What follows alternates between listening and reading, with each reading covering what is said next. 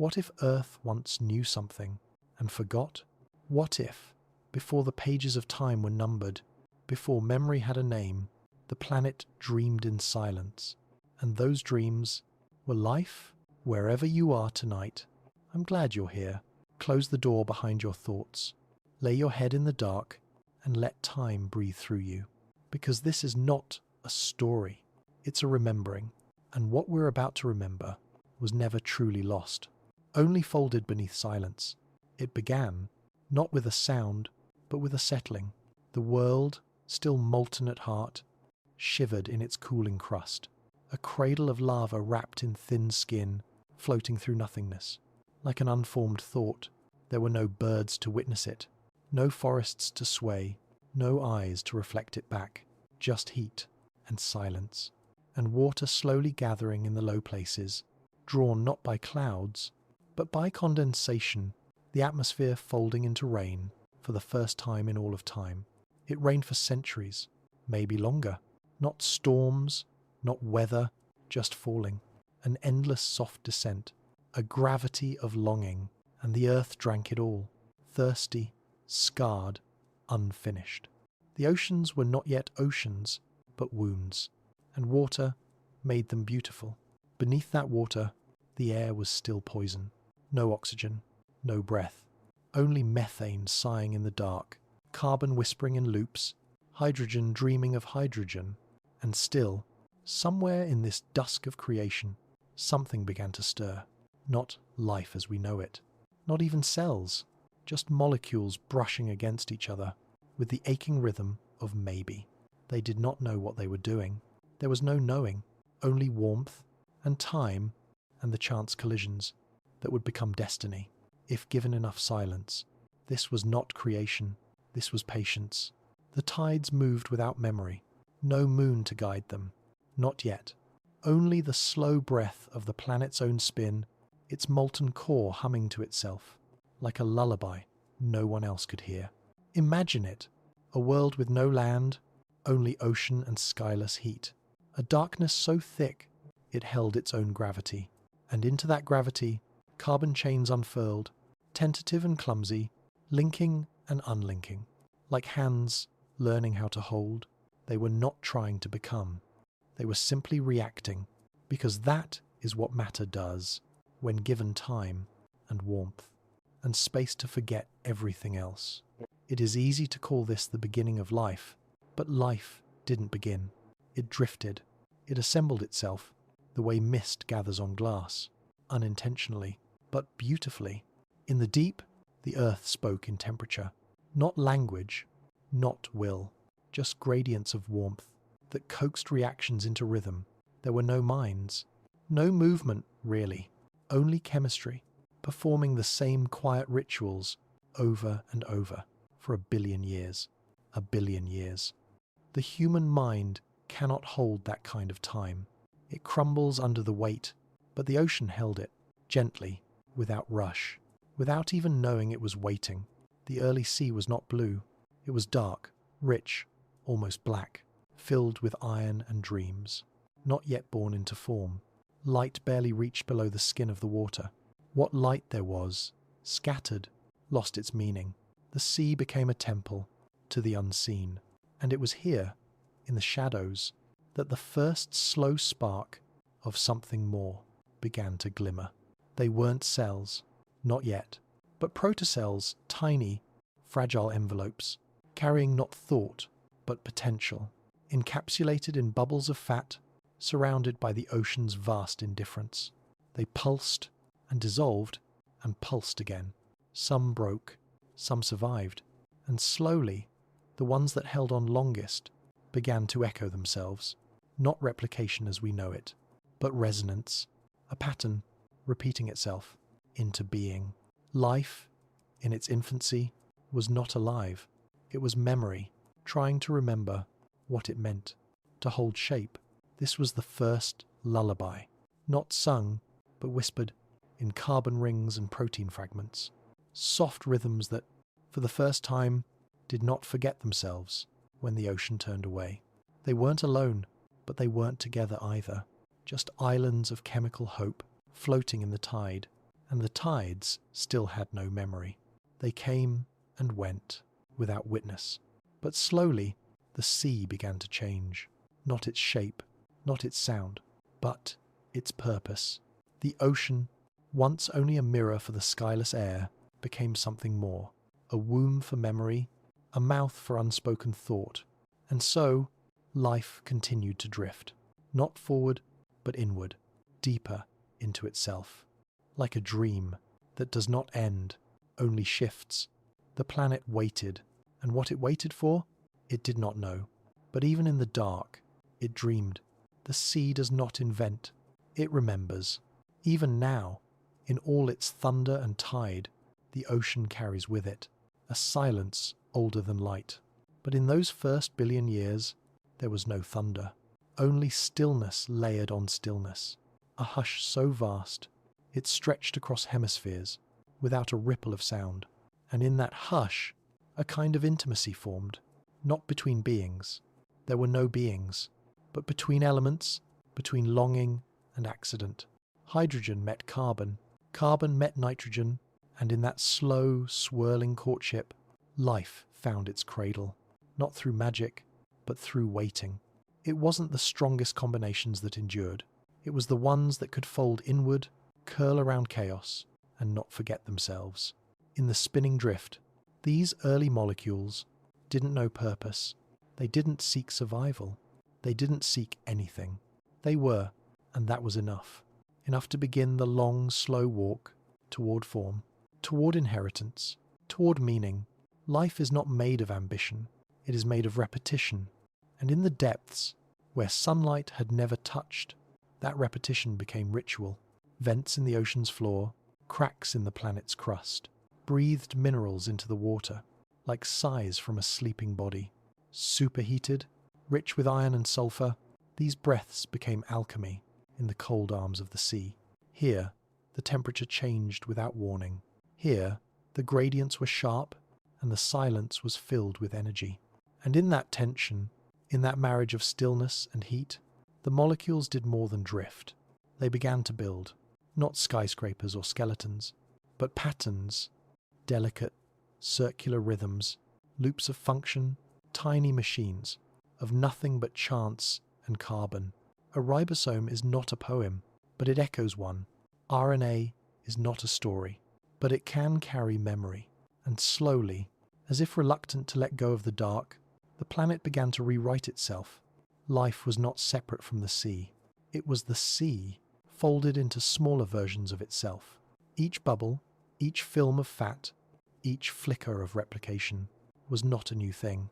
It was the ocean, trying to remember how to hold on, how to last, how to stay whole, even when the tide turned.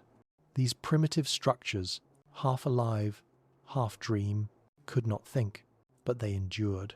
And in their endurance, they began to resemble choice. The ocean learned to sort. Some patterns thrived, some vanished, some whispered just loudly enough to leave an echo behind, when their molecules dissolved. And it was through this quiet erosion that evolution began, not as a march, but as a murmur, a back and forth, a conversation without words, a memory passed not through thought, but through the soft inheritance of what simply worked. Because the sea didn't choose, it listened. And what remained was not the strongest, but the most gentle, those that could adapt without knowing what for, those that could change without forgetting who they were. There were no predators, no fear, only drift. And in that drift, the first true cells emerged, not fast, not bright, just a membrane, wrapped around a whisper of possibility. These cells didn't hunt, they floated, they absorbed, they shared. Some formed colonies, not for protection, but because proximity meant survival. Others divided, not to grow, but to remember. Replication is a kind of memory, a way to carry the past into a future that has no name. And so the sea, with all its silence, became a library, each droplet a page, each cell a sentence, each mistake a punctuation mark in a story, written without intention. The sky above remained mute, No stars yet glimmered clearly through the haze. No moon pulled at the tides. No sunrises painted the horizon. But below, the sea told stories to itself, in proteins, in bonds, in the slow, rhythmic unfolding of patterns that could hold shape for more than a moment. And that was enough. The ocean did not rush. It had no need. It knew, even then, the longer something takes to form, the more deeply it remembers. Nothing in those early oceans moved quickly. Speed did not exist.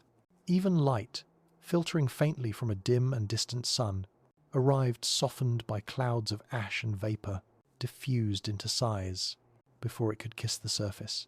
There was no need for urgency. Time was not linear.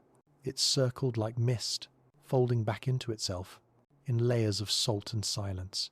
And beneath that silence, cells dreamed, not in thoughts, but in chemistry. Their membranes were not barriers, but membranes of song, porous and curious, letting in only what rhythm allowed. Inside, reactions pulsed in loops. Energy moved not as power, but as warmth. A transfer so delicate it might have been mistaken for stillness. These ancient microbes, simple, floating hopes, were not lonely. Loneliness did not exist yet. There was no context for absence, only presence, only process.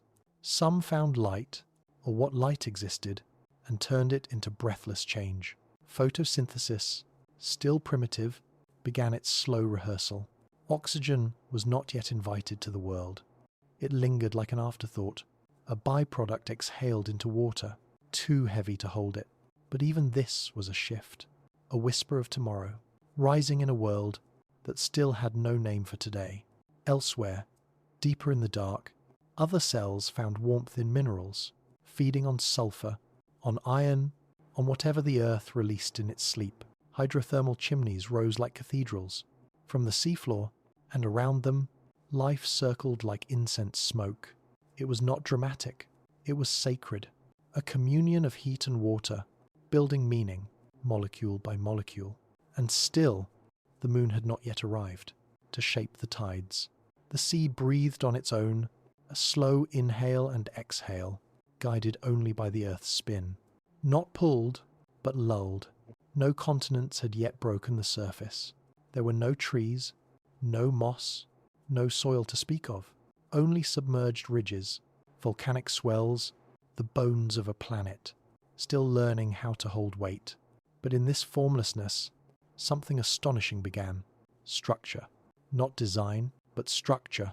Proteins curled into themselves, like seaweed in current, finding patterns that survived. Enzymes began to appear, not by will, but by necessity. The necessity of endurance. And in this way, the sea created the first systems. Metabolism, not a word, but a rhythm. A ritual of taking in, transforming, and letting go. The same ritual the earth performs. In its tides, its magma, its air. To live was to echo the planet. To breathe, even without lungs, was to remember what the world already knew. Time pressed onward. Not like a march, but like sediment. Slow, inevitable, layer by layer. Life, too, became layered. Not more complex, but more resonant. Mistakes accumulated, and with them, divergence. Some cells found strength in stasis, others in change. Some remained as they were. Some became different. There were no predators, but competition emerged as a kind of quiet gravity. Not violence, but variance. The ocean allowed both. It did not prefer. It only recorded, and so DNA began to emerge. Not written, not spoken, but folded, twisted, nested into spirals, so dense with possibility they could carry generations without knowing. Genetic memory, the closest thing the sea ever had to a soul, encoded in base pairs, not emotions, stored not in books, but in sequences of longing and chance. All this, and still no eyes to witness it, still no mouths to name it, still no minds to understand that something was becoming.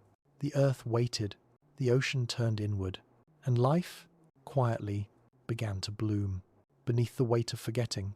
What is 1 billion years to a planet that does not count? What is 1 billion years to a sea that does not know it is waiting? The ocean does not mark time, it sediments it, letting memory fall like dust, onto silt, onto rock, onto sleep. And through that sleep, life kept folding in on itself, layer after layer of identity, woven through accident. There were no ancestors yet, only possibility, only a parade of forms that could not last. But some, somehow, did. Cyanobacteria, the earliest breathers, emerged like breath from the lungs of the deep. They did not seek the surface. There was no up to seek, only light. And even that was barely a whisper. But in that whisper, they turned energy into echo. They took photons, the oldest travelers in the universe, and turned them into sustenance. Not food, not hunger, just motion transformed. And in doing so, they exhaled something the world had never known. Oxygen. At first, it was an intrusion, a poison to many, a betrayal of the silence. For life, until then, had not needed air. It had grown in the arms of carbon, thrived in the pulse of sulfur, danced with iron in the darkened breath of methane. But oxygen was different, sharp, hungry, restless. And though the world was not ready, the exhale continued. Bubbles of it rose through the water, like forgotten thoughts, dissolving, fading, but never gone. It bound to metals, sank to the sea floor, rusted the bones of the earth, before bones even existed. This was not transformation, it was foreshadowing. A great oxidation was coming, not sudden, not violent, but certain, a long tide that would wash away the old chemistry of life and replace it with something new. But for now, the sea held both. In the shallows, oxygen creators drifted, quiet as prayers. In the depths, anaerobes clung to the old ways, feeding on heat, on memory, on the chemistry of night. The ocean had become a contradiction, two kinds of silence pressed together, and the world did not choose between them. It let both unfold, like a dream with multiple endings, layered in the same breath. Above, the sky remained pale, shrouded in gases that blurred the stars. The sun small, young, barely half as bright as it would one day become, lit the atmosphere with the glow of grief, filtered through methane clouds that wrapped the earth in a soft, golden silence. No blue, no birds, no shadows, only warmth diffused like memory. And still, life multiplied, not by leaps, but by lingering, not by explosion, but by erosion. One replication folding into another, until the ocean became saturated with echoes. Some of these echoes failed. Many never lasted more than a moment. But that, too, was part of the story. Life was not defined by survival. It was defined by trying. And in the trying, some patterns repeated. And repetition is the beginning of permanence. It is strange to imagine a world full of life, and yet no movement, no limbs, no wings, no fins, only cells suspended in the water, the sea holding them, like breath held in a sleeping chest. They did not swim, they drifted, following the quiet rhythm of thermal currents and the gentle pulse of planetary heat. There was no day, no night, only changes in light, like changes in thought, gradual, indistinct, without boundary. And still the sea evolved, not upward, but inward, refining itself, sharpening its own echo, with each passing 1,000,000 years. It did not build toward complexity. Like a ladder, it meandered, curved like tidewater through stone, pausing, returning, repeating, and yet, in this slow devotion, diversity emerged, not in colour or form, but in function. Some cells became specialists, pulling nitrogen from the water, weaving it into life's fabric, like silent tailors in the dark. Others became scavengers of sunlight, slowly perfecting the art of turning stars into sustenance. They did not compete, they completed. Life was not a battle, it was a choir, each voice small, distant, nearly indistinguishable, contributing to a harmony. No ear could hear, but the earth felt it, in the chemistry of its crust, in the shifting of its oceans, in the minerals that changed, as cells began to bloom and die. Sediment built upon sediment. Not just stone, but story. Each fallen body of a microbe became part of the seafloor, compressed by time, folded into shale and limestone, until the very skin of the planet was etched with the memory of life too small to name. The earth was becoming a palimpsest, layered and relayered with lives that never knew they lived. And still the moon had not yet taken its place. It was there, but young, closer than now, its pull rough and erratic, stirring the tides. Not gently, but with a slow violence. The tides rose high. They flooded coastlines that did not yet exist. They dragged life into new shallows, new shadows, where different challenges would quietly sculpt. New possibilities, and through this churning, this slow mixing of depth and drift, evolution stirred again, symbiosis emerged. Not as choice, but as proximity.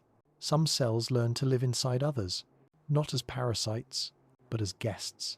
As ancestors, one became two, two became one, and inside this sacred merging, mitochondria were born, once free, now folded into every breath that would ever be drawn. The history of respiration carved into organelles, like memory sealed in glass. It was not conquest, it was invitation.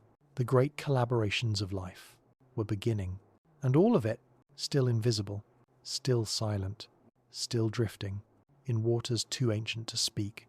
Above, the sun burned quietly. Below, the world continued to bloom. In microcosms, life had no face, no spine, no hunger, only rhythm, only repetition, only the desire to continue. And in that desire, life began to invent shape, filaments, spirals, shells no larger than a grain of dust, tiny architectures, built not for defense, but for persistence, proof that even the smallest forms carry longing, and longing, given time, can shape a planet. To live, even without eyes, is to sense change, and change, even in a world without weather, without voices, was everywhere, not loud, not swift, but relentless. The seas grew heavier with oxygen, the tides swelled under the moon's soft gravity, and the dance of cells, that ancient chemical ballet, grew more intricate, a choreography of persistence, rehearsed across 1 billion nights, that no creature remembered, and no creature had yet survived. Still, the earth watched, not from above, but from within. Its mantle stirred, its plates sighed against each other. In the deep language of pressure, mountains tried to rise, but were swallowed again, by rainless clouds, by waves that did not need sky. And yet something within the crust began to listen, the quiet tectonics of life's slow expansion. Even the stone, patient and vast, was learning to yield to the shape of memory. In the water, cells began to form colonies, chains, spirals, lattices. Togetherness was no longer just survival, it became identity. Some took on roles. Some let go of replication. They divided tasks. They sacrificed, without mind, but not without meaning. And in that sacrifice, multicellularity arrived, not like a triumph, like a whisper, from solitude to structure, from one to many. It did not happen once. It happened over and over. Different species, different seas, different centuries of silence. It was not a revolution. It was erosion, the slow wearing away of isolation. And still no predators. Still no eyes. Still no dreams. But the chemical ones. But the sea was changing, growing crowded in a way that would someday mean struggle. But not yet. For now, it was communion, a sharing of purpose, not understood, but embodied. All of this, and still 3 billion years. before thought, before desire, before even the concept of before. The earth was still alone, but less alone than it had ever been, and it exhaled through its vents, through its tides, through the slow spinning of a moon that had begun to settle into its orbit of influence. Tides became deeper, more regular. Cycles emerged. Time itself grew rhythm, and in that rhythm, life danced, not forward, but inward, not toward us, but toward itself, a sacred recursion, a remembering. This chapter ends, but it does not close, because the ocean still holds those early songs, in its salt, in its currents, in the quiet between waves. The tides still come, though they do not remember why. But what the planet buried, it never truly forgot. Beneath every mountain is a silence, older than the sky. Not the silence of absence, but the silence of remembering. Stone remembers, not in words, but in pressure. Not in stories, but in weight. And earth, still young in its breath, had already begun to press its memories down. The ocean was no longer alone. Beneath it, the crust had thickened. The planet's skin, once liquid and thin, grew tougher, heavier, stern with age, but not unfeeling. It bore the marks of every molecule that ever drifted, every cell that dissolved into sediment, every shadow that sank without shape or name. These were not fossils, not yet. Fossils require form. These were impressions, the breath of life left behind. In the folding hands of mud and mineral, when something dies and no one remembers, the earth does. Layer by layer, she pulled the past into herself, not to hide it, but to hold it, to keep it from vanishing entirely. And so began the lithification of memory. Sediment fine, like flour made of stars, settled across the seabed. It came from many places: ashfall from volcanoes, the bones of vanished microbes, iron turned to rust by oxygen's bloom. Every grain, a remnant, every layer, a lullaby that had once been alive. There were no cemeteries, only oceans, only silence, pressed downward, until it became stone. These stones did not speak in sentences. They spoke in strata, in lines and folds that only time could decipher. And even then, the message was incomplete, because what is memory without a witness? And yet, earth did not wait for eyes. It buried the past, the way the sea buries shells, not to forget, but to remember more deeply. The crust thickened, and with it, the first roots of continents began to rise, not above the water, not yet, but beneath.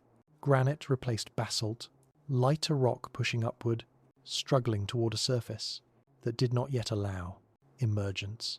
This was the beginning of land, not in form, but in dream, a stirring, a reaching, the earliest whisper that one day there might be something that does not drift. The ocean, though still dominant, was no longer sovereign. The earth was learning how to carry itself, to shape memory into body, to press past into form. The first protocontinents gathered in silence, rafts of lighter crust, floating on molten breath. They collided slowly, fused in fire, and split again. No map could hold them. They were not yet names, only impulses, movements of will in a planet still becoming. And with each collision, the earth changed. Heat surged. Mountains formed beneath water. New minerals appeared, not born of biology, but of pressure, of chemistry taught by gravity. And still, the dead kept falling. Cells, countless and simple, drifted downward after death. Their shells became limestone. Their proteins dissolved, but left behind, a record in carbon. The seafloor became a page, and though no one read it, the story wrote itself, not with letters, with elements: arsenic, calcium, magnesium, each a vowel, in the geology of forgetting, because forgetting, too, is a form of preservation. The earth did not mourn, it layered, and in that layering, a language began, not human, not spoken, but deep and patient and real. Pressure is the shape of time. It does not shout. It does not break. It folds. And the earth, still warm beneath its layers, was learning how to fold itself into memory. Subduction had begun, not in the violent clamour we know today, but in slow subterranean sighs. Crust slipping beneath crust, sinking back into the mantle, not as waste, but as offering. What the sea gave, the earth accepted. And what the earth buried, it did not lose. It transformed. Old seabeds descended into the planet's breath, where heat and pressure turned them from pages into tablets, recorded not in ink, but in metamorphic grain. Shale became slate, limestone became marble, basalt whispered into gneiss, and in every transformation the past was sealed more deeply. There is a quiet nobility in rock that remembers what water forgot. The earliest sediments bear no trace of plants, no footprints, no bones, but they carry isotopes, the ghost mathematics of existence, tiny variations in atomic weight that tell of photosynthesis, of oxygen exhaled by unseen lives. This is how Earth speaks, in ratios, in structures, in the subtle lean of one particle against another. Each stone a stanza, each mineral a metaphor for what once pulsed in ocean's womb. And so began the planet's great archive. It did not store stories in order. It did not separate fact from erosion. It kept everything compressed, folded, layered. Some of these layers would rise again, thrust upward in mountain ranges that had not yet been named. Others would remain buried forever, deeper than drill, older than language. But all of them, all, carried the echoes of what once lived. The crust grew restless with these whispers. Continents pulled apart, then returned like old lovers, drawn by gravity and fire. Supercontinents formed, though they would not last. Kenorland, Velborough, names given later by minds that could not comprehend how long the earth had been waiting to be known. These early landmasses were not homes. They were questions, floating riddles, made of granite and silence. Above them, still no forests, still no birds, no root to split the rock, no raindrop shaped by leaf, just raw stone, windless, waiting. And below, life continued to fall. Each death became a sentence in the sediment, each fossilless form a chapter without illustration, but not without meaning, because meaning is not held in recognition. It is held in pattern, and the earth, ever patient, was learning to tell its patterns in stone. Where volcanic ash settled, it left behind a timestamp in crystal. Where iron reacted with oxygen, it stained the rocks with rust. Banded formations layered like music in red and silver and grief. These are Earth's first paintings, made not with brush, but with breath, and they remain, not one or two, thousands, stretching across continents that have since shifted, sunk, risen, forgotten their names, and written new ones. They remain, a testimony from a time before testimony was possible. Proof, not of what lived, but that something did. There is a sorrow in unspoken things, not grief, not mourning, just the ache of not being named. The earth knew this feeling before words, before thought, before the naming of rivers or stars. It knew it in stone, in rock that once was water, in mud that once held life, and then let it go. Each layer of sediment was a kept secret, pressed gently like a letter never sent, and the crust grew thick with these secrets, not hidden, just quiet. The ocean continued to deliver them, grain by grain, death by microscopic death, like lullabies returned to silence. And the planet, in its slow volcanic heartbeat, began to write its scripture, not for an audience, not for us, but simply because to exist is to leave an imprint, even if that imprint is dust pressed into shale, in a trench no light has touched in 3 billion years. This is where geology becomes memory, not history, not science, something more ancient, more sacred, a language without vowels, without pause, the raw syntax of becoming. And so the first fossils came, not the bones of monsters, not the shells of trilobites, but stromatolites, layered domes, grown from colonies of cyanobacteria, slowly exhaling oxygen into a world that had never known breath. They built themselves not to survive, but to continue, layer upon layer of microbial film, binding grains of sediment, trapping light in shallow seas, like memory held in skin. They are still with us. Living fossils, some call them, but that phrase is wrong. They are not alive to remind us. We are alive because of them. Their oxygen, a gift left behind, without intention, without knowing, that one day it would carve sky into blue, fire into flame, and breath into word. But back then, in the Archean dark, their legacy was stone, bulbous reefs in still water, towers of film and dust, unnoticed, unneeded, unfolding. The rocks beneath them recorded everything. Each year, another thin veneer, a calendar, too slow for clocks. And within those layers, tiny shifts, a change in carbon, a tilt in mineral grain, a trace of sulfur where it hadn't been before. The clues of existence, encoded not in DNA, but in geology. This is the Earth's first journal, and it does not care if it is read. But when it is, when hands brush dust from the oldest beds of stone, when light falls on the dark ripples of ancient seabeds, it feels like listening to something that never forgot you, not because it knew you, but because it held what would one day become you. And so, the fossils waited. Even before fossils had names, they waited in cratons, those oldest pieces of Earth's crust, immovable, unmoved. They waited in zircons, tiny crystals formed in magma, before life could even whisper. They waited in rusted iron bands, in black shales rich with organic ghosts. They waited, not to be found, but because they could not be erased, because even silence, when pressed deeply enough, becomes permanent. Some things the earth does not say out loud. It buries them, not to forget, but to let them deepen, to let them become part of its weight. Not everything becomes fossil. Not every story is remembered in bone, but every breath, every trace of carbon, every whisper of heat leaves a fingerprint.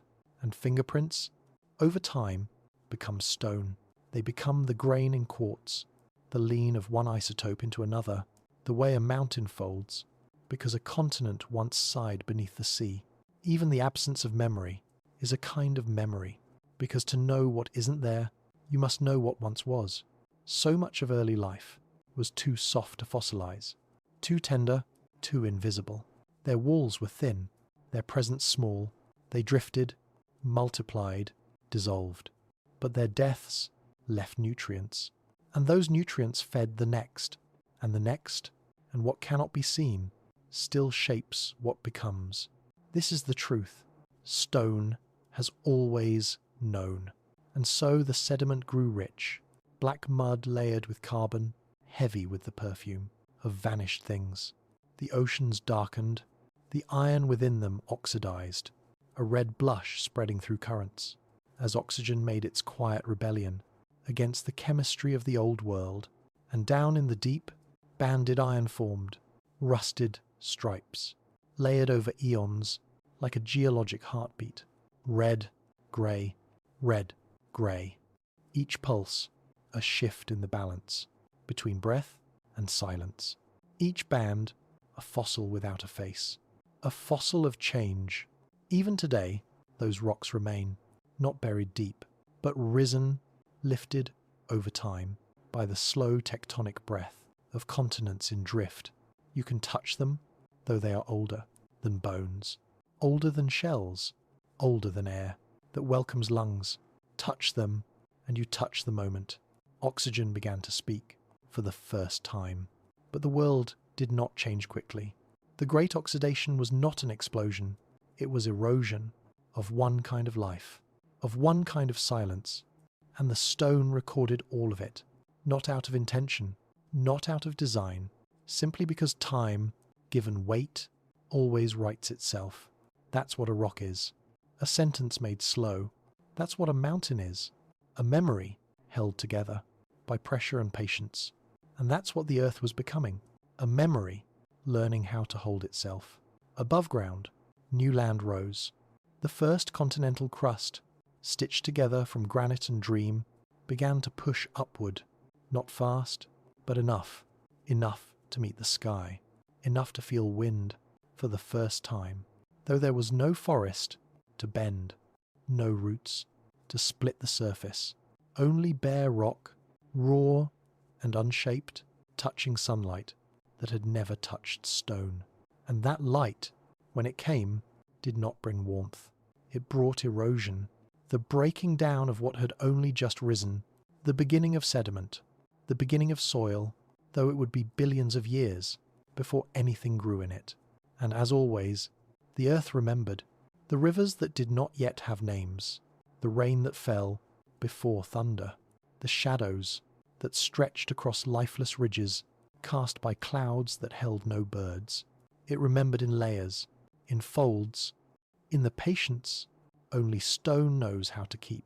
Even now, beneath cities, beneath oceans, beneath the weight of empires that rose and crumbled, without ever hearing its name, the ancient crust still sleeps. It does not ask to be found.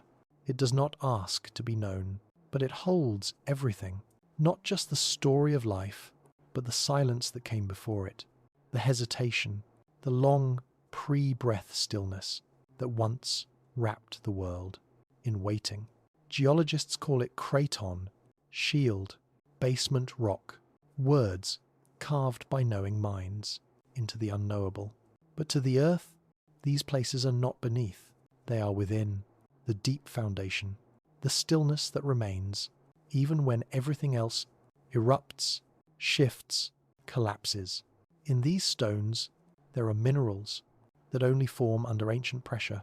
Zircon, perovskite, tiny clocks, still ticking in silence. Some zircons are as old as the earth's breath. They predate oceans, predate tides, predate even the cells that would one day create the colour blue in the sky. And inside them, trapped within their lattice, are whispers of water, isotopes of oxygen, that tell us life may have begun, even earlier than the earth let on.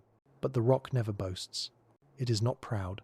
It simply endures, because to the earth there is no difference between what was and what is, only what has been carried, and so it carries. Life, death, light, and the long forgetting in equal grace. It carries the weight of molecules that built themselves into breath, then vanished. It carries the press of continents, rubbing against each other like tired hands. It carries the dreams of oceans before they had shores. And still it speaks. Through fault lines, through cliffs, through layers exposed, by time, by wind, by human hands. Searching for something they do not remember losing, but the stone remembers. The basalt flows hardened in underwater dark. The iron beds rusted by oxygen. No one saw the layers of shale laid down by microbes that never had eyes. The earth does not care if it is understood, but it does not forget. And in its folds, in its deep, breathless folds, every vanished thing still rests. Not lost, not gone, just layered, folded, pressed, kept. Because some truths do not disappear. They become weight, and that weight becomes stone. And the stone waits. Before the sky was blue, it was waiting. Before it welcomed light, it swallowed it. There was no sunrise, only a slow silver seep through clouds too thick to remember stars. The air was heavy, a shroud of gases, not made for lungs, but for the slow chemistry of becoming. Methane, ammonia, hydrogen sulfide, carbon dioxide. Not poisons, not yet. Only the raw ingredients of a planet learning how to breathe. But not for us, not for animals, not for anything that would need oxygen to name itself. The sky was a membrane drawn tight around the world, not shelter, but pressure, not openness, but cocoon. And inside that cocoon, life continued, without light, or rather, with light that did not lead. The sun was there, young, faint, barely 3/4 the power it would one day hold. Its rays reached Earth, but filtered through haze that blurred their meaning. To the ocean below, the light was not a promise. It was a dream, half remembered, by single cells. And still they reached for it.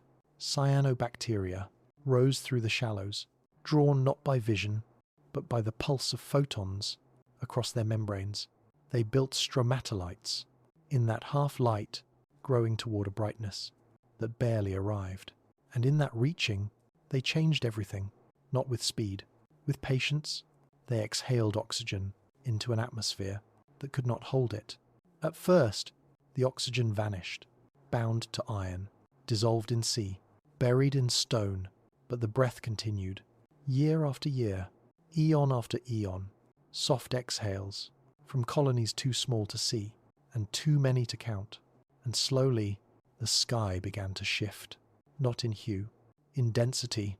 Oxygen accumulated, not evenly, but in patches, in whispers, and those whispers changed the chemistry of clouds. Not enough to bring rain, not yet, but enough to begin a new kind of erosion, an erosion of silence.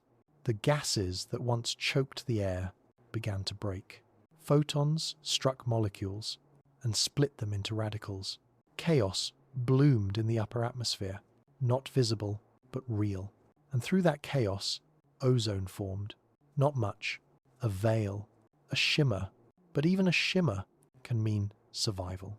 Ozone O3 formed high above, where solar radiation could strike without mercy. And in that thin, invisible shell, the Earth found a mirror to its own breath. For the first time, ultraviolet light was softened, and beneath that softening, the sky began to forget its violence. Still not blue, still no horizon, still no shapes, but the curling of mist. But the chemistry had changed, and change, even unspoken, is the beginning of memory. The air was not clean. It was wild, teeming with reaction. Every molecule a conversation between what was and what might become. Ammonia faded. Methane lingered, wrapped in the warmth of a greenhouse Earth that burned without flame. Volcanoes still sang through the crust, filling the sky with sulfur, with ash, with gas that turned the air into a kind of dream. Sunlight arrived in palettes of orange and violet, never seen again, scattered through haze, bent by molecules that no longer exist. And in that dreamlight, life persisted, because life does not need clarity. It needs persistence. Even in a sky without colour, there is the possibility of blue. It just hasn't been remembered yet. Colour, as we know it, is not a property of the sky. It is the language of scattering, the memory of light refracted. But back then, when the Earth still held its breath, when the air was thick with dreams of gas, and the clouds had no reason to break, there was no blue. There was no need for it. The sky was not yet a place. It was not a ceiling, not a dome, not a canvas. It was a tide of heat, of weight, of invisible storms, folded in vapour. Imagine standing beneath it, on the surface of a new continent. No trees, no sound, no shadow, because nothing stood tall enough to cast one. Above you, not space, but smoke, layer upon layer, of chemical haze built by volcanoes. And the exhalation of rock, sunlight arrived. As a suggestion, a slow thickening of grey, in a sky that never cleared. There were no stars, no constellations, no moon reflected in puddles of water on stone, only glow and silence. And yet, inside that silence, photons worked, unseen, unchosen, but tireless. They split molecules, they altered bonds, they warmed oceans, until chemistry unfolded, not as chance, but as tendency, Because given long enough, energy creates pattern, and the sky became an engine, noiseless, breathless, but steady. It kept heat in, wrapping the planet in a greenhouse shroud that softened the cold of a distant Sunday. Without that warmth, the oceans would have frozen. Without that blanket, life's early whispers would have fallen still. And so the sky, for all its strangeness, was kind, not intentionally, but thoroughly. And beneath it, the atmosphere thickened, not with life, but with life's inheritance. Each breath from a microbe rose invisibly. Each volcanic gasp carried with it the memory of molten birth. And as these mingled, over centuries, over millions of sunless dawns, the composition shifted. Slowly, oxygen found a foothold. It filled the gaps left by vanishing methane. It altered the balance between what warmed the planet and what began to strip that warmth away. The great oxidation was not a moment. It was a melancholy, a long, drawn-out breath that took hundreds of millions of years to exhale. And when it did, the Earth cooled, not into winter, but into stillness. The first global glaciers crept across the continents, reflecting what little sunlight broke through the haze.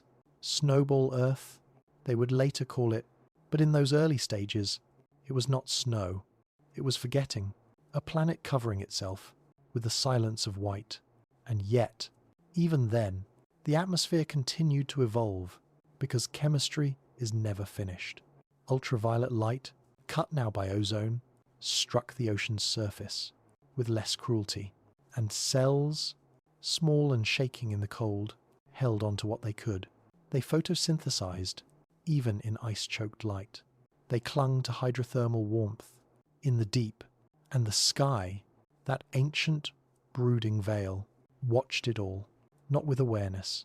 With gravity, it held every molecule in suspension, let nothing drift away, kept everything close to Earth's breast, as if afraid to lose the memory of what had not yet begun.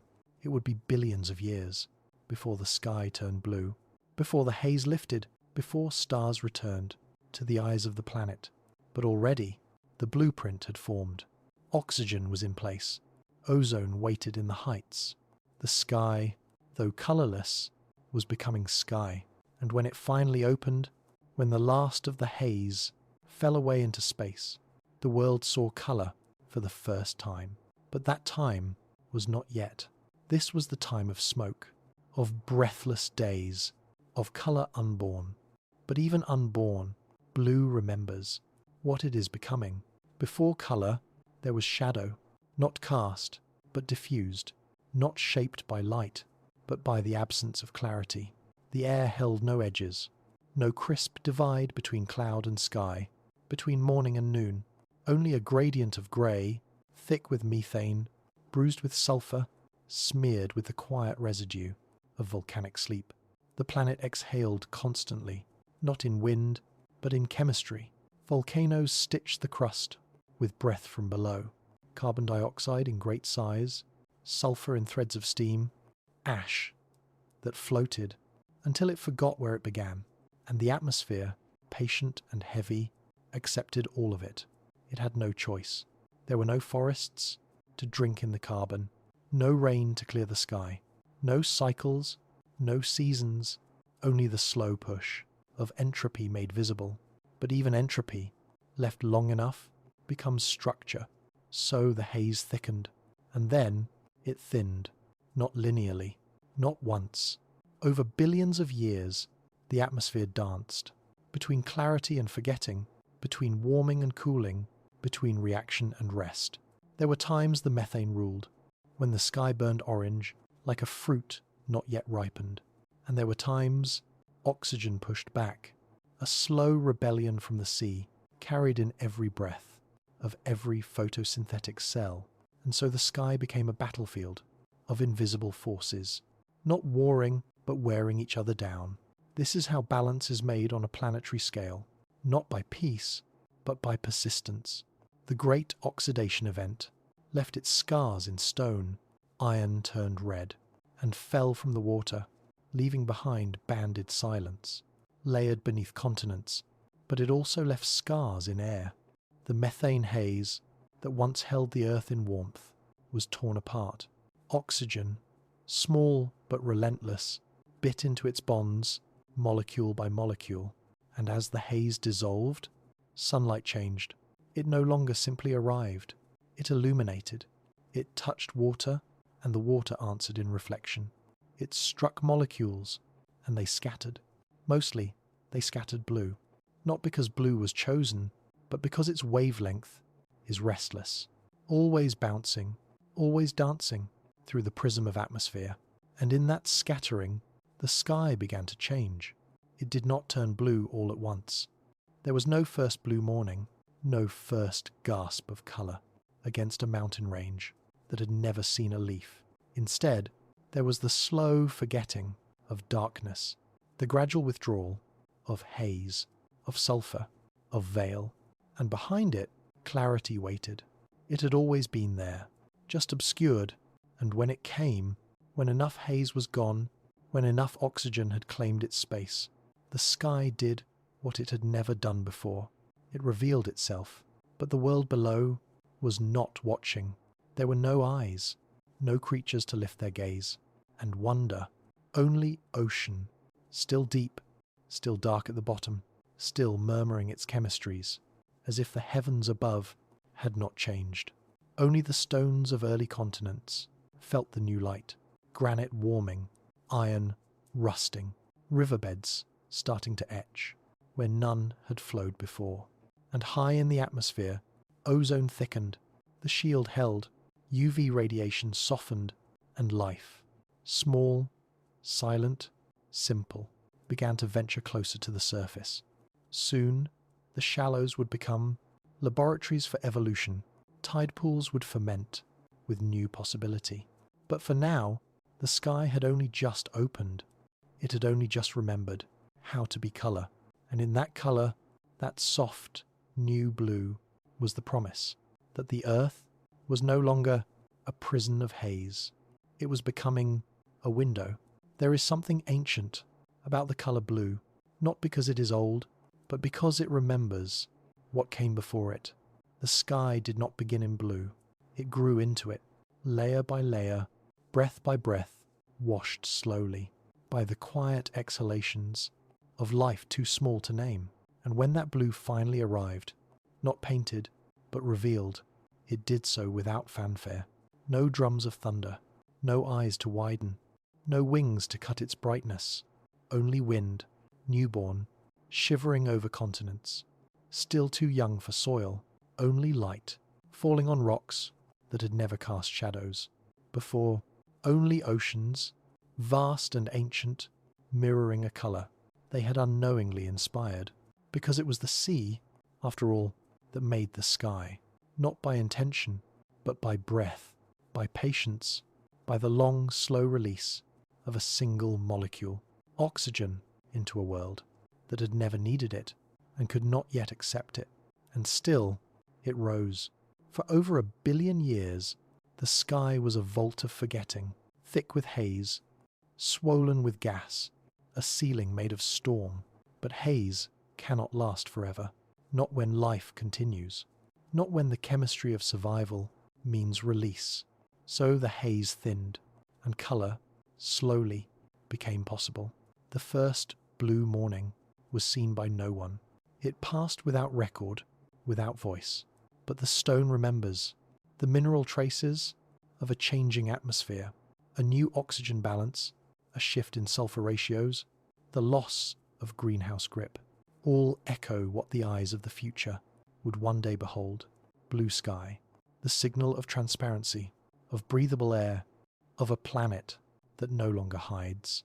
But at that time, there were no lungs to fill, no feathers to lift, no green to drink the light, only rock and tide and microbes clinging to the edges of possibility.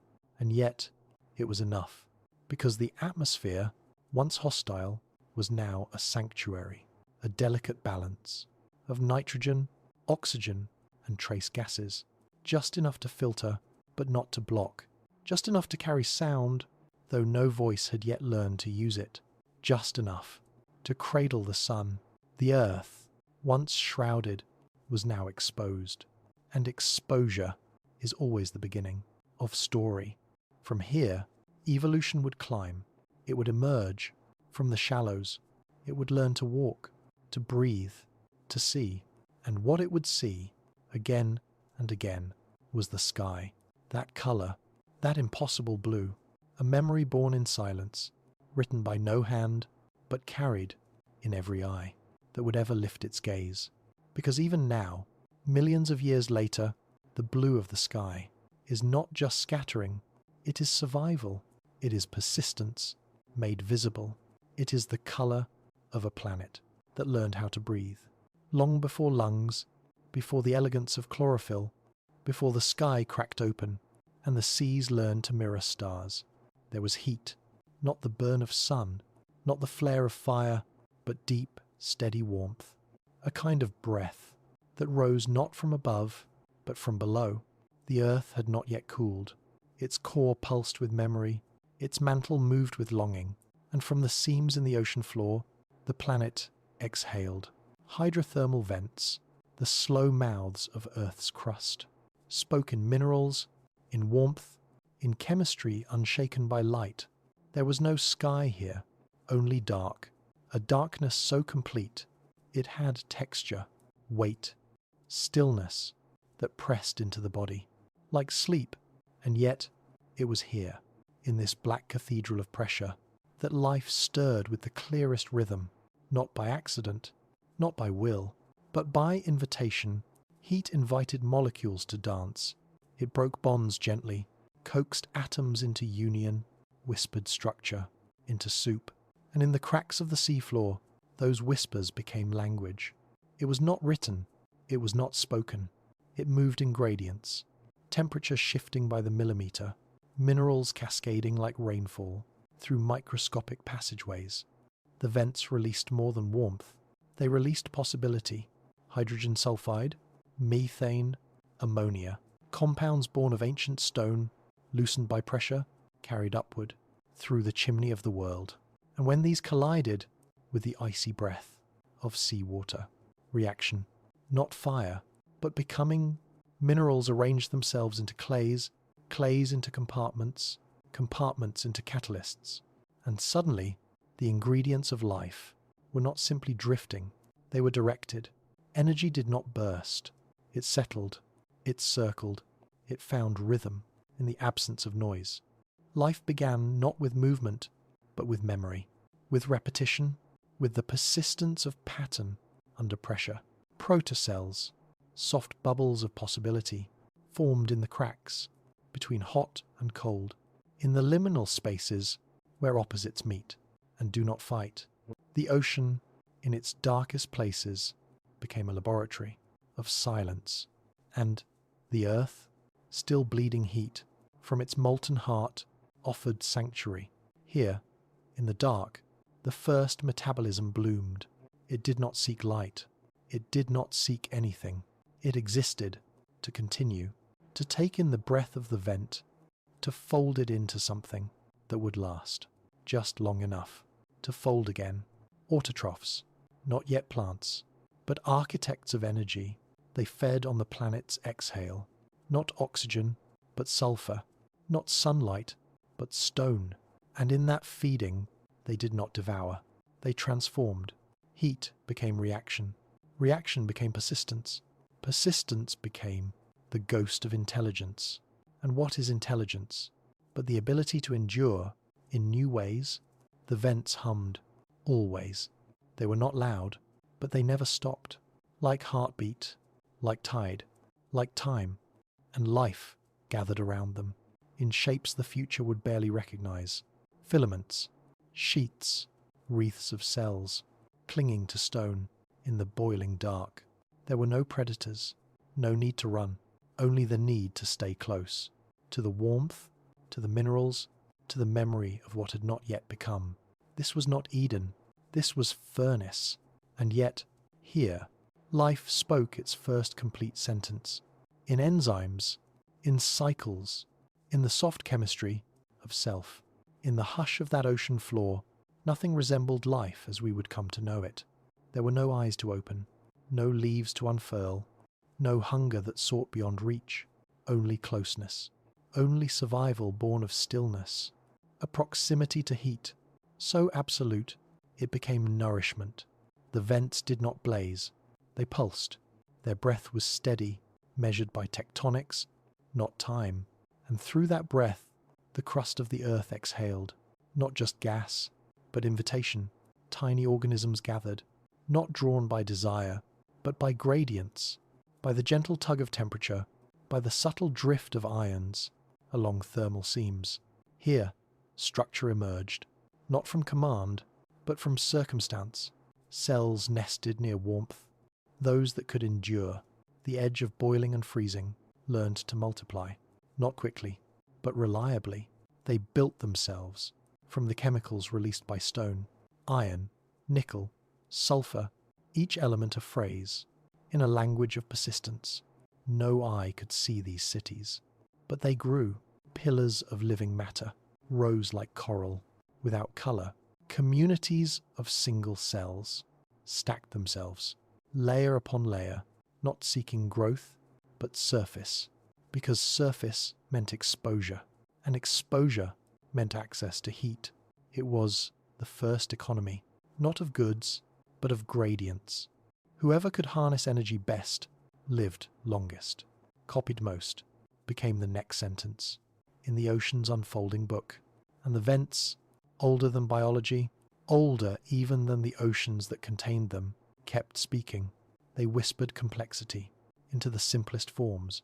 Proteins began to fold, not just by chance, but with elegance. Their shapes became tools, their functions specific. Enzymes formed, catalysts of intention where no intention existed. Each one a small miracle of utility, each one a remembered function, passed along through replication. It was not knowledge, but it was memory, encoded not in thought, but in structure, not in word, but in shape. And through these shapes, life began to solve problems it did not know it had: how to absorb, how to contain, how to divide, how to continue. Metabolism bloomed, like the first song of something that had never known silence. ATP, adenosine triphosphate, arose as energy's sacred coin. Forged in the fireless depths, it passed between cells, like a gift too useful to be refused. And the cycles began: Krebs, glycolysis, respiration without breath. Names would come later. The cycles had no need for names. They only needed heat, and as long as the vents exhaled, life replied. Every molecule, a syllable, every reaction, a reply. There was no vision in this world, no future, no plan, and yet the system deepened itself. It built not up, but inward, refining, specializing, learning the dark, the way one learns a song, by humming it again and again until it sings itself back into you. These deep-sea dwellers, these architects of the unseen, were the ancestors, not just of worms, not just of whales, but of every breath ever drawn on land, because they understood, without knowing, that to endure is to adapt your need for light into something. Even the darkness can nourish. The deep sea does not ask what time it is. It is always midnight. It is always beginning. Above, the sky was learning colour, the air thinning of poison, the land stretching toward erosion. But below, in the black lungs of the ocean, the earth kept speaking, in temperature. Warmth rose from the crust, like memory from a wound, and life listened, with the patience only silence can teach. There was no race, no conquest, no contest of teeth or claw, only survival. By comprehension, not of thought, but of chemistry, cells began to specialize. Some turned inward, refining the art of internal fire. Others clung to stone, trading gases with neighbors, whispering minerals from one membrane to another. A kind of society emerged, not conscious, but consistent. And in nature, consistency is communion. Here, evolution did not shout. It folded like a hand over flame, like stone over pressure. The vent communities grew, not in height, but in meaning. Tube worms came later, strange creatures with no mouths, no stomachs, but filled with bacteria that fed them from within. Symbiosis, the first trust. It was not born of choice. It was born of proximity. Two forms, each incomplete, becoming complete by presence. One made the enzymes, the other gave it shelter. Together, they endured. And that endurance was passed on, not in thought, but in spiral strands of silent command. DNA had already arrived, spiraling through generations, like a river beneath ice. It did not dictate. It suggested a script written not by author, but by repetition. Mutations danced, like driftwood in the current, most forgotten, a few remembered. And from those memories, novelty bloomed, not quickly, but enduringly. In those mineral chimneys, life wrote the first verses of a language we still speak, with lungs, with eyes, with minds that wonder where we came from. We came from warmth, not the warmth of flame, but of gradient, of slow transition from the edge between boiling and frozen, where possibility suspended itself, long enough to grow teeth. These vents, serene, unchanging, invisible to surface life, were the first hearths, not for fire, but for belonging. They are still here, still breathing, still surrounded by life that does not need sunlight, as if the earth remembers its first conversation with itself, as if something sacred was left there, a temple of darkness with no roof, a cathedral of mineral that never needed a name. And every breath drawn today, from mountaintop, from lung, from leaf, is a reply to that warmth, still echoing. Heat taught the planet how to listen, not to sound, but to balance, not to voice, but to vibration, to the way a molecule leans before it binds, to the pause before a bond breaks, to the invisible architecture of equilibrium. In the dark, life was always listening for gradients, for difference, for the smallest shift in energy. That meant reaction. There was no need to move. There was only need to remain near the breath of stone. These early cells, archaebacteria, chemolithotrophs, thermophiles, carried within them not complexity, but consistency. They did not seek to evolve. They simply held on to what worked. And sometimes what worked was shared. One cell engulfed another, not in hunger, but in accident or in need. And instead of being digested, the engulfed cell survived, lived within, worked within, provided energy, processed waste. And so, mitochondria were born, the powerhouses of future animals, descended from independent lives that once clung to vent walls, feeding on sulfur and lightless heat. This was not conquest, it was merger, a kind of sacred hospitality. The first cell to carry its own energy plant inside itself was not stronger, it was more whole, and wholeness, even at the scale of proteins, is the beginning of intelligence.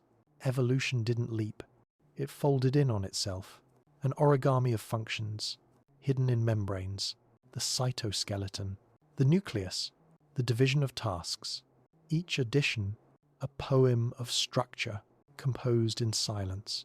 And around the vents, these poems spread. More complex cells, called eukaryotes, emerged from the foam of countless generations that never saw the surface. These were not animals, not plants, but their architects, single cells with internal compartments, a new architecture of possibility. And though they were still alone, still drifting, they carried within them every story life would ever tell. The inheritance of sulfur, of iron, of vent-borne energy, etched in their genomes, and all of it written in darkness, because the deep sea has no mirrors. Nothing in the vents evolved for appearance, only for function. There was no selection for beauty, no eyes to be fooled, no predators to flee, only chemistry, honest, harsh, sacred. And in that sacred honesty, life became durable.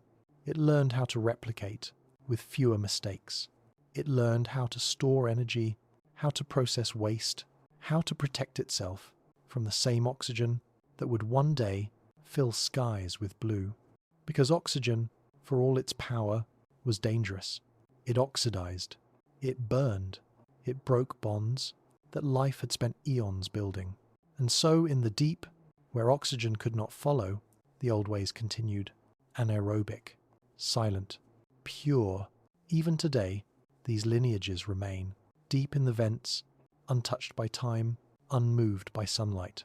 And perhaps they remember, not as thought, but as persistence, because what survives without witness survives by truth alone, and that truth still rises from the crust every hour, every day, as warmth. The earth still breathes, and somewhere in that breath, life still answers. Not all warmth is fire. Some warmth is memory, held in stone. Some warmth is the quiet inheritance of a planet, still cooling from its birth. In the beginning, Earth was magma, a womb of flame, with no center. It spun, it shed, it screamed in silence. But over time, the outer shell stiffened, not with age, but with surrender. And underneath that crust, the heat remained, not in fury, in rhythm. The mantle, still molten, still dreaming, bubbled slowly, churned, rifted, and from its breath, vents were born. They were not rare, they were not new. They were the normal exhale of a world finding equilibrium. We think of vents as cracks, but they are bridges between the inner earth and the sea, between rock and biology, between pressure and the possibility of thought. In their darkness, life did not just survive, it learned how to cooperate. Microbial mats covered the chimneys, not alone, but layered in hierarchy. Some processed sulfur, others built proteins, some scavenged the waste and turned it back into use. Each microbe, a single syllable in a grammar that only temperature understood, and above them, nothing, no sky, no current, only darkness so complete. It felt like stone. But even in that void, motion stirred. Organisms began to move.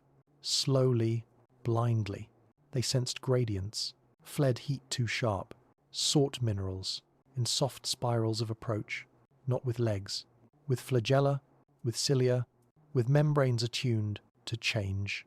And those who moved could colonize new vents. Those who stayed formed colonies, so dense. They rewrote the chemistry around them. They changed their environment, not through will, but through breath. And this is the beginning of ecology, not food webs, not ecosystems, but feedback, action, reaction, adjustment. The sea learned to bend around these eruptions of life. It carried their chemicals to distant shores. It shifted salinity, shifted pH, and life, in turn, shifted back. This dance of system and adjustment was older than awareness, but it laid the blueprint for everything that would come. Evolution was not innovation, it was calibration, and in the deep, life tuned itself, like an instrument, to the breath of stone. Some cells learned how to survive the cold when the vents fell silent. Others learned to drift far until a new vent appeared. Some began to store energy, not in the frantic flare of feeding, but in quiet reservoirs, and with storage came freedom. Freedom to leave the vent, to follow gradients that were weaker but more widespread. Freedom to explore beyond the furnace. Freedom to imagine a world not ruled by warmth, but by light. It would take millions of years, more, but the seed was planted, and even today, we carry it in our mitochondria, in our enzymes, in the ancient folds of our proteins that still echo the chemistry of the deep.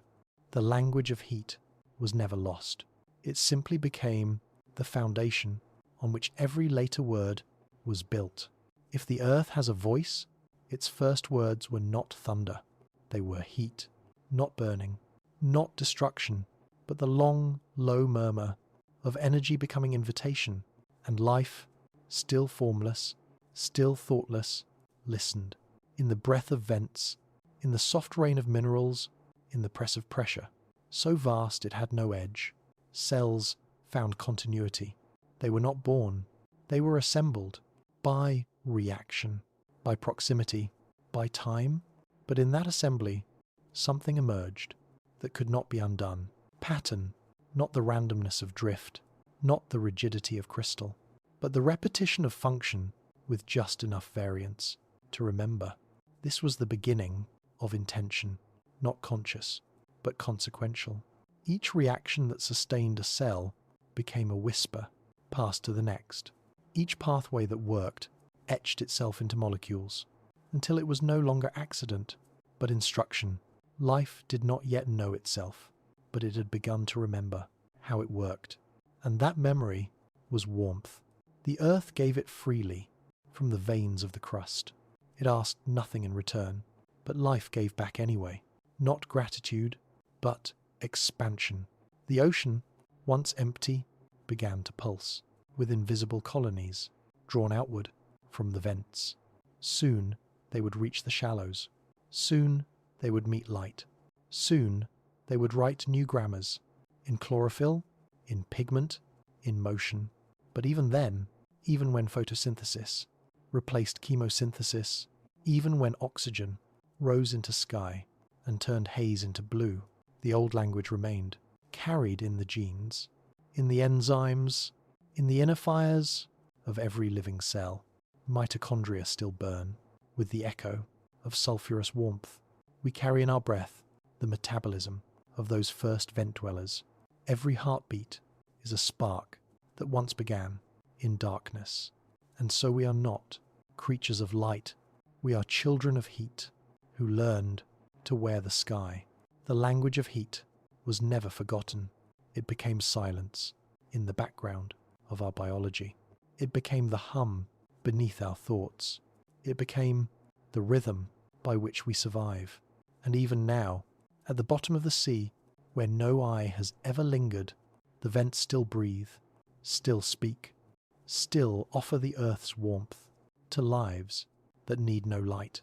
And in doing so, they remind the ocean of its first dream, the one it never told the sky, the one it kept between stone and silence. Before the world had edges, it had fractures.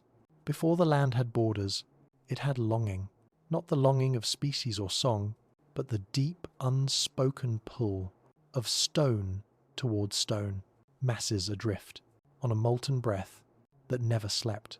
There were no continents then, only rafts of crust, lighter than their surroundings, floating atop the heavy tide of mantle below. The earth was restless, not angry, not wild, just incomplete. Its surface cracked and healed, in cycles too vast to name. It shifted like thought, before language, like feeling, before form. These plates, proto-continents, did not sail across the planet. They drifted, slowly, softly, with the patience only stone can afford. And in their drift, they touched, they collided, they split, they bent against each other, like memory against time. Not shattering, but folding, mountains rose, not from eruption, but from pressure. Land pressed against land, until it had no choice but to lift, and each of these collisions left a scar, not a wound, a record. You can still find them in the roots of old mountain belts, in fault lines that sleep beneath forests, in the zigzag of rocks that do not match. The land that now holds them, they are echoes of a drift still in motion, because Earth never stopped moving. It only slowed its dance. Long before Pangaea, long before Gondwana or Laurasia, there were cratons, ancient cores of continental crust, stable, immovable, carried through billions of years, like sacred stones. They formed from magma that cooled slowly, from sediments pressed deep from oceans that vanished under their weight. And they moved, not quickly, not far, but they moved, and wherever they moved, they changed the world. When two cratons met, they gave rise to mountains. When they pulled apart, new oceans opened between them. When they stalled, they invited erosion, rain-carving rivers, into plains not yet named. But no river ran yet, no rain fell, not yet. The surface was still mostly sea. Land remained low, barren, scraped by wind, that had no trees to stop it. The sun rose on rocks that had never cast shadow, and the wind moved sediment, as if rearranging the planet's first thoughts. But even without forests, without roots, the land remembered where it had been. Isotopes whispered of ancient volcanoes. Magnetism in basalt told stories of polar wonder. Grains of zircon, shattered but unbroken, carried the trace of mountains, ground to dust, long before animals dreamed. This is the memory of drift, not motion, but aftermath, not the plate, but the scar, not the journey, but the sediment left behind. And those sediments, layered across the world, became the canvas for life's next step. As land rose, shallow seas formed, lagoons, tide flats, basins warmed by sun and rich with nutrients, washed from stone. Cyanobacteria, already masters of breath, spread into these new spaces. They colonized the shallows with quiet urgency, built new stromatolites in the embrace of sunlight and sediment. They turned every ripple in the water into architecture, every grain of sand into structure, and where they grew, they changed the world. Their oxygen rose into air, their bodies died into silt, and in their wake, new layers formed. Rock upon rock, life upon death. The continents drifted, but the echoes remained. Continents do not speak, but they remember, not in voice, but in fault. In fold, in the tremble of crust that shifts after eons of stillness. They drifted slowly, those early landforms, guided not by map or aim, but by convection, by heat swelling upward from the deep engine within the earth. Mantle plumes rose like breath, through broken rock, lifting plates like thoughts, surfacing after a long forgetting, and when two plates met, they pressed into each other with the weight of memory. Orogeny, we call it now, the building of mountains, by the force of collision. But the earth did not build. As we build, there were no blueprints, no tools, only pressure and surrender. Rock warped, bent like knees, curved like spine, and was lifted, not quickly, not grandly, but lifted. Summits were formed, not to be seen, but because the crust had nowhere else to go. Each range a bruise from a meeting long ago. Each peak a punctuation mark in the quiet sentence of the Earth's rearrangement. And still, the continents drifted. What we now call Africa was once joined with Australia. What we now call Antarctica rested near the equator. No nation had yet been imagined. No bird had yet crossed the sky. Only stone, moving over stone, carving the planet into something that might one day hold forests. And yet, there was no plan, only balance. When one plate rose, another sank. Subduction, the oldest form of burial. Old crust, pulled into the mantle, melted again into the memory of molten stone. And in that burial, new life began. For the heat of subduction fueled volcanoes, and volcanoes breathed new land. Into ocean, islands rose, only to fall again. Chains of peaks broke the sea's surface, then vanished in fog. But for a time, they gathered sunlight. They warmed the tide. They offered edges to the endless blue. And on those edges, life changed. Because life needs difference, edge and center, light and dark, shore and deep. The land gave contrast, and contrast gave direction. Tidal pools, shaped by the moon's new pull, trapped microorganisms in small experiments of evaporation and salt, drying, concentration, stress, and stress, is the mother of invention. Organisms adapted. Some learned to survive without water for hours, for days. Some formed spores, others thickened their walls, and in doing so, they prepared, not for land, not yet, but for the idea of elsewhere. The earth was becoming varied.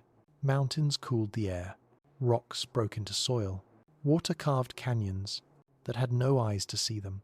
Everything moved, everything shifted, and still the crust drifted as if pulled by a memory, older than itself, because drift is not just movement, it is becoming, and the planet, like a sleeper, turning in its dreams, was shaping itself from the inside out.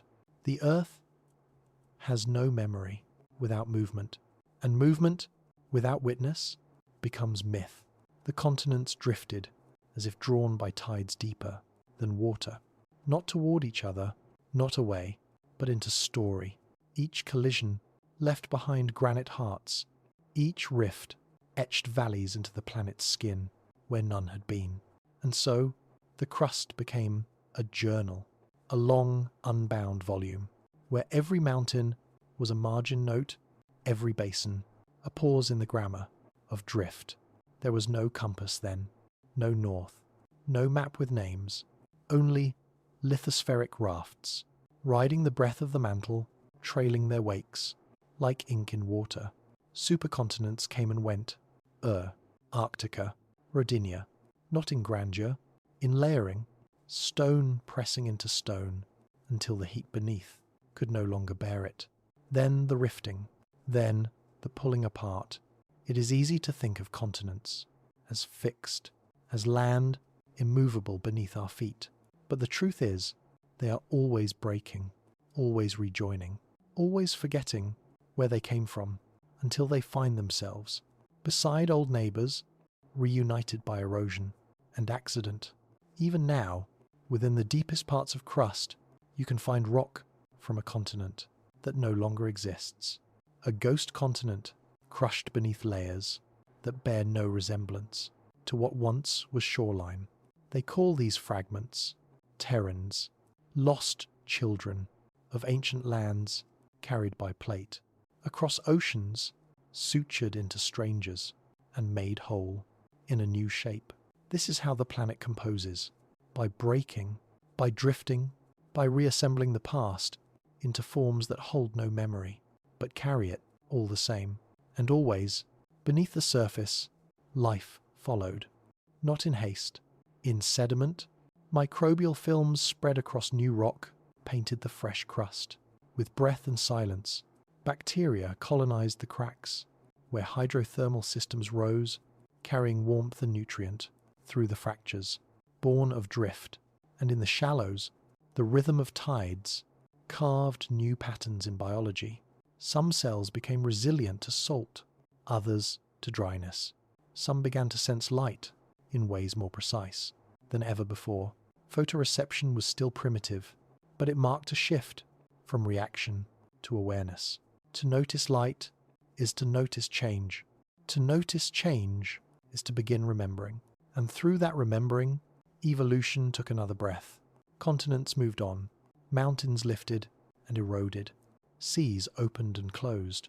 But each moment, each motion left a residue, not in fossils, not yet.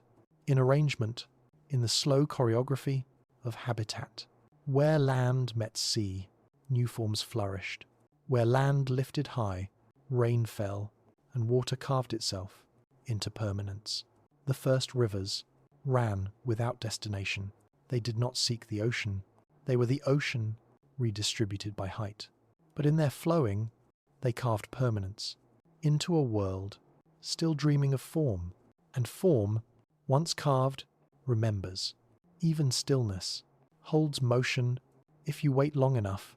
What feels fixed? A plane, a cliff, a granite wall is only paused. Time, the slowest sculptor, never stops chiseling. And so the continents, however silent, were never still. They drifted, rearranged, carried their own histories, like unwritten songs, folded into stone. Where two plates met, The pressure deepened. Sediments pressed into mountain belts. Ocean crust disappeared beneath land. Subducted, not vanished, but recycled.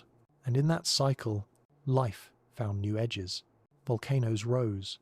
From subduction zones, formed arcs.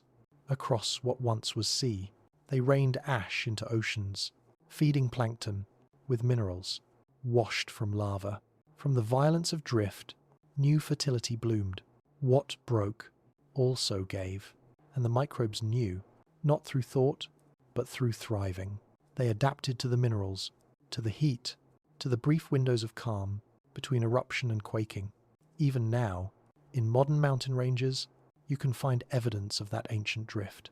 Marine fossils high on peaks, sedimentary rock twisted into folds by pressures too deep for memory.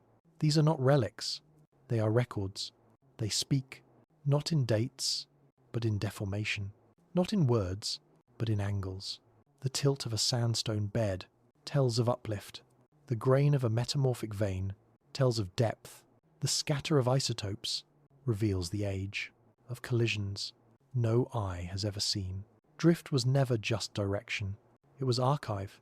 Each movement pressed time into form until the earth itself became the only library that mattered. And in this library, life wrote its story with the tools it had: molecules, minerals, cycles. Still, no plants, no forests. But the idea of land was settling. Highlands grew. Rain began to fall more steadily. Rivers carved deeper.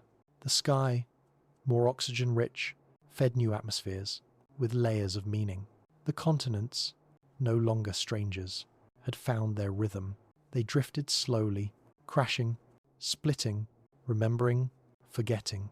And Earth, no longer a young planet, began to look like something that could hold memory in more than stone.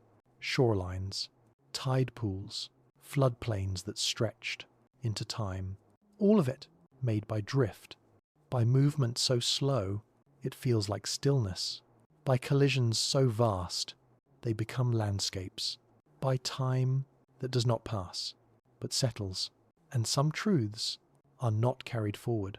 They are buried, folded into the crust, pressed beneath mountain belts, and forgotten by the surface, but not by the earth, because even the buried things leave echoes, and some echoes never stop moving. Volcanoes do not rage, they release, not in fury, but in fullness, not in chaos, but in necessity. Beneath the surface, earth is never still. It simmers, it coils, it waits. And when the crust cannot contain it, it breathes upward, in columns of ash, in fountains of basalt, in rivers of molten memory that once shaped the planet's bones. But the sea, older still, does not flinch. When fire came, the ocean did not flee. It swallowed. It met lava with silence, with cold, with pressure. Steam rose like ghosts. From the mouths of underwater vents, plumes of gas and iron turning black as they touched the deep. This was not a war between elements. This was exchange. The ocean did not fear volcanoes. It welcomed their gifts. From the mouths of submarine mountains, minerals poured, not dust, not debris, but raw offerings: phosphorus, magnesium, iron, silica, building blocks of bodies, yet to be imagined. And the sea took them all. It layered the ash into its floor, let it settle into silt. Let silt become clay, become rock, become a record of eruptions, written not in fire, but in settling. Some volcanoes rose high enough to breach the water's skin. Islands formed, brief silhouettes, against cloudless skies. No eye had yet seen. They were barren, sharp, black with fresh basalt. But they were new. And newness, even on a planet without memory, calls to life. Spores, carried by tide, touched their shorelines. Bacteria climbed their wet edges. Algae clung to cracks, still warm with Earth's breath. And again, the cycle began. Life does not need paradise. It needs edge. It thrives at the margin, between hot and cold, between salt and sweet, between eruption and erosion. And on these newborn islands, the edge was everywhere. Rain fell. It mixed with ash, became acidic, carved gullies in fresh stone. That runoff, rich in minerals, returned to sea, and fed blooms of plankton in surrounding shallows. And so, the sea that swallowed fire also gave it back, not in flame, but in bloom. Volcanoes birthed extinction. Yes, they drowned coasts, darkened skies, poisoned waters, in ages yet to come. But in this age, this soft unfolding, they created. They opened passageways, between crust and current, between stone and salt. They wrote geology into biology. Because what is ash, if not potential? What is magma, if not memory? Return to motion, and life, so small, so unknowing, knew only to use what remained. In the basaltic plains of the seafloor, communities formed around fissures, not chasing the heat, but surviving within it. Volcanoes cracked the crust open, life slipped in, and where destruction seemed absolute, life made it partial, because death, on a planetary scale, is never singular. Something always remains. Fire changes nothing gently, but the sea is patient. It does not resist. It receives, and when lava met water, again and again, the violence of contact became the hush of sediment. Explosions cooled into calm. Islands broke the surface, only to erode, only to return to the same ocean that once bore them. Ash drifted for miles, settling onto ocean floors, where no eruption had reached, blanketing the silence with a fine dust of new minerals, new chances. And in those layers, layered without witness, layered without aim, life stitched itself into deeper meaning, not more complex, not more beautiful, just more adapted, because life does not ascend. It answers. It answers what fire leaves behind. It answers what tides forget. It answers every edge. With form, on the slopes of undersea volcanoes, new microbial mats formed. Bacteria that metabolize sulfur spread into the still warm ash beds, writing new chemistries into fresh terrain. Elsewhere, algae returned to the sunlit shallows. They painted the black rocks, with green and gold turning volcanic barrenness into a scaffold for bloom. And coral, primitive soft-bodied architects, began to test the waters. Their ancestors had no skeletons yet, but they left trails of calcium in their wake, tiny walls, built grain by grain, in oceans now rich with what fire gave. And still the sea swallowed, still the volcanoes rose. Each eruption reset the shoreline, each tremor rewrote the bottom of the world. And yet, somewhere between destruction and rebuilding, patterns emerged. Cycles, not of ending, but of recurrence. Volcanoes reshaped the land, but they also fertilized the sea. Ash turned to soil. Lava broke down into clay. And life, relentless, wordless, found use for every fragment. This is what life remembers. Not the moment of eruption, but what remains afterward. And this is what the sea does best. It softens fire into form, not instantly, but always. Even the largest floods of lava, the great basalt plains that covered continents in later ages, were no match for time and tide. They cooled, they cracked, they welcomed rain, and every fracture was a door for lichen, for moss, for the earliest shadows of green that would one day learn to rise. But here, in this early chapter, it was still the sea that ruled. The fire had been swallowed, and in that swallowing, the world grew. Not wider, not higher, but more layered. Erosion began to mean more than breaking. It began to mean becoming. The seafloor, thick with fallen ash and silt, pressed itself into stone that would carry the signatures of organisms long vanished.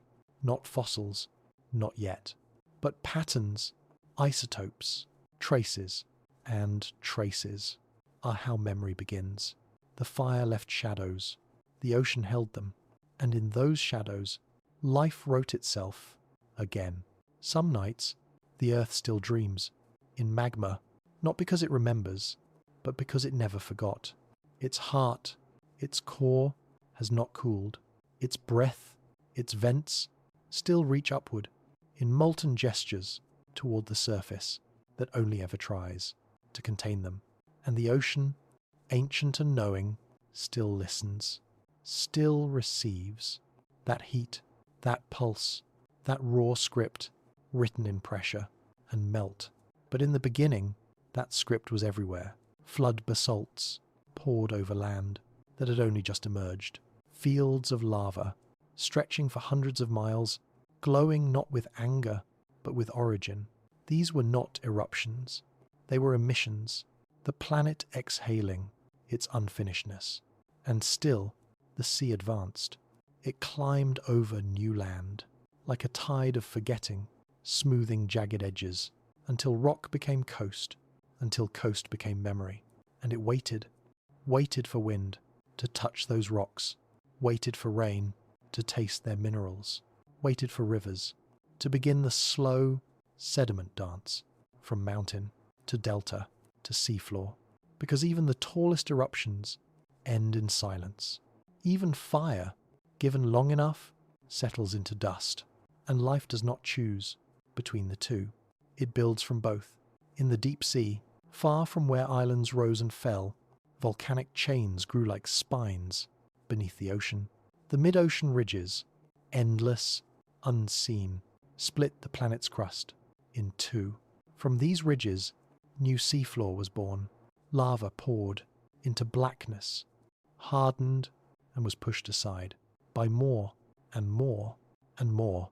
The sea did not stop it. It guided it. And with every inch of new basalt, life followed. Bacteria colonized the cracks before they cooled. Archaea found home in the shimmering plumes that rose from fissures too deep for light. And near these fractures, life began to innovate, not in complexity, but in cooperation. Microbes exchanged genes, not in lineage, but laterally, sideways inheritance that defied ancestry. Genes for heat resistance, genes for sulfur metabolism, genes for survival in the mouth of fire. And so, in the shadow of eruption, life became flexible. It learned to adapt, not in generations, but in moments. And from that flexibility came resilience. The sea that swallowed fire did not choke. It adapted. It made use of every mineral, every temperature, every change. And in doing so, it taught life. That destruction is just another condition, another invitation, because fire is not the opposite of water. It is its teacher. One carves, the other erases. Together, they sculpt, and what they sculpt is continuity. Even when the volcanoes fall silent, even when the islands disappear, even when the seafloor replaces itself with a newer self, the memory remains, in stone, in salt, in the cells that learn to listen before they learn to see. The sea does not remember. It reclaims.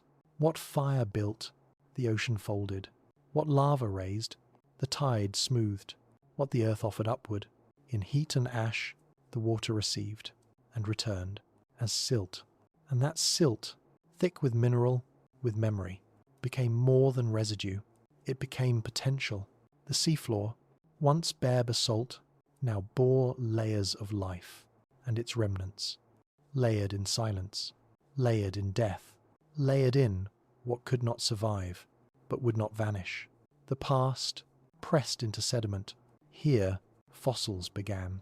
Not of bone, there were none, but of form, of cell walls that left impressions in the quiet clay of extinction. Because extinction was already part of the pattern. Volcanoes erupted, not only upward, but within. Toxic gases choked shallow waters. Islands collapsed. Ash cooled sunlight. Tides shifted in poisoned light. And yet, life returned. It always returned, not in defiance, but in rhythm, Every destruction left behind a shape for something else to fill. Every loss cleared a silence that could be inhabited. This is not resilience. It is continuation. The sea did not resist fire. It absorbed it, and what it could not absorb, it archived. In mudstone, in shale, in the chemical whispers of oxygen isotopes and carbon drift. Volcanoes had no voice, but they gave the world its texture. They wrote permanence into the crust. They gave the continents their first highlands. They fed the winds with particles that turned air into breath. And breath, once impossible, was now waiting, because the oxygen exhaled by algae was building still, rising slowly into the atmosphere like a prayer, waiting for lungs. The fire had changed the ocean. It had seeded it with iron and promise. And now the ocean changed the sky. What had once been methane was now ozone. What had once been haze was now blue. And beneath that blue, the sea shimmered with memory of eruption, of heat, of silences that ended in bloom. The volcanoes quieted, the islands wore away, the crust cooled, and life, it moved on, but it carried the fire, not in flame, but in phosphate, in DNA, in every cell's coiled engines, still powered by the remnants of hydrothermal inheritance. The sea swallowed fire, and in that swallowing, it made space for air, for animals, for all that would come. Some truths do not rise. They sink and are remembered in layers. Some beginnings do not blaze. They settle, quiet as ash, on a rising tide. Time does not pass. It settles, not like water, but like ash, falling in slow spirals. Through the air, quiet as sleep, sure as silence. It does not rush. It does not forget. It gathers, and over eons, those gatherings harden. They become layers, strata, memory turned into weight. That is how the earth remembers. Not in hours, not in years, but in pressure, in thickness, in the compression of what once floated freely into something you can stand on. Ash has no shape until it is left alone. Only then does it form structure. Only then does it settle into meaning. Time is like that, not a march, but a sediment. And the oldest stories are told this way, in layers too quiet for the surface to hear, far below where light can reach, beneath the reach of waves, beneath even the lowest fault. There are rocks that have never seen the sun. They were born in darkness, buried by gravity, crushed beneath the weight of things that no longer exist. And still they hold, in their folds, are whispers of life that never had a name, microbes that metabolized sulfur before sulfur had meaning, isotopes that only form when oxygen is rare, minerals that only grow in temperatures we no longer survive. These are the roots of memory, not the memory of mind, but of matter, and matter never forgets. The layers thicken, fossils appear, not with bones, but with patterns, the spirals of ancient shells pressed into mud that turned to stone without ceremony. The ghosts of algae mats flattened into shadow, like pressed flowers in a book of stone, and between them, the ash, always the ash, volcanic dust carried on the wind, settled into lakes, into bays, into every still corner of a moving world. Ash that records, the moment a mountain broke, ash that remembers, the breath of a crater, ash that tells what burned and what didn't, because what the fire left behind was not just ruin, it was reference, a timestamp in geology, a pause in the rhythm, a reminder that even destruction leaves its weight, and time, as it moves forward, pulls it downward. The oldest layers sink, not by motion, but by accumulation, by the slow burying of breath, of bloom, of everything that once stood in the open. The deep crust holds them now, unmoving, not gone, just silent, And in that silence, the earth listens to itself. There are no clocks beneath the crust, only pressure, only heat, only the slow compression of what once breathed and the even slower forgetting of when. Because time, beneath the surface, is not marked in ticks or tocks. It is written in distance, in depth, in how many miles lie between a layer of shale and the sunlight it once touched. Above, continents shift, rivers change course, winds redraw deserts, like drafts of unfinished stories.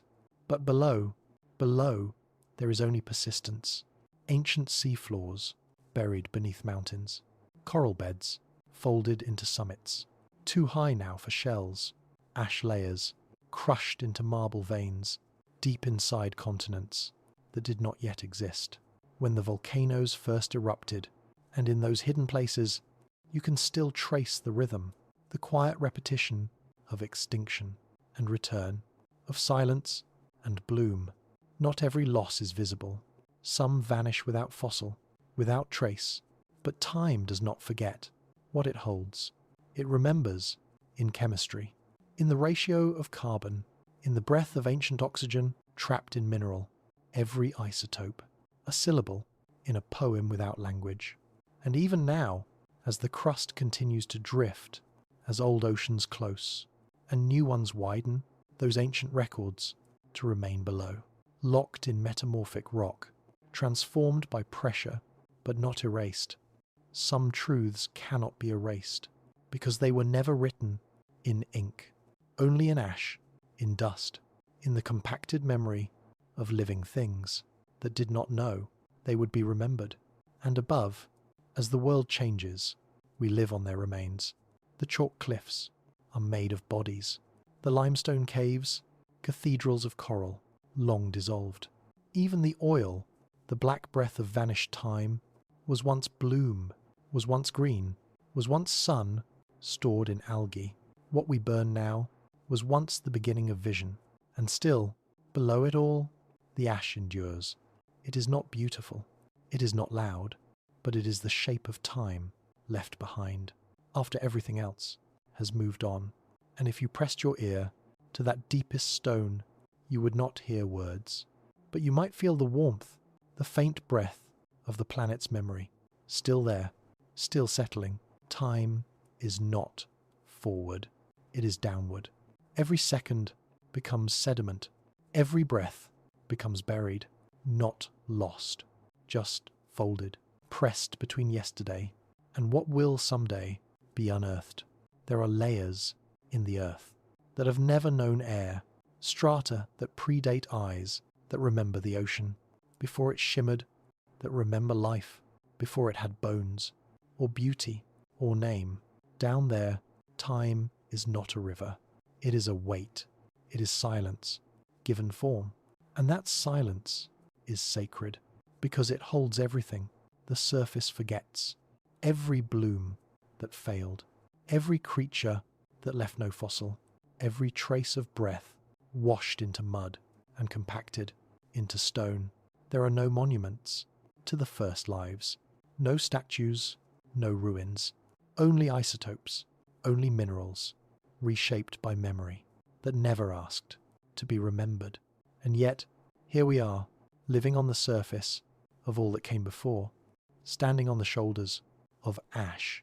We are made of the carbon they released, the oxygen they exhaled, the water they shaped. We breathe their breath, we drink their inheritance, we walk on their ruins, and they are not gone.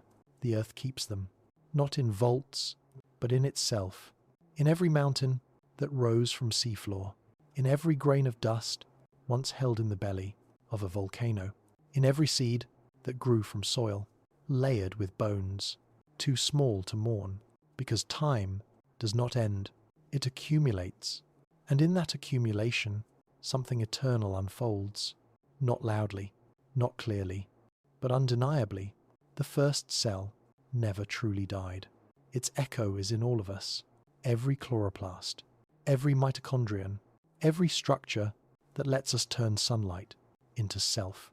And maybe, in the deepest way, We are not individuals at all.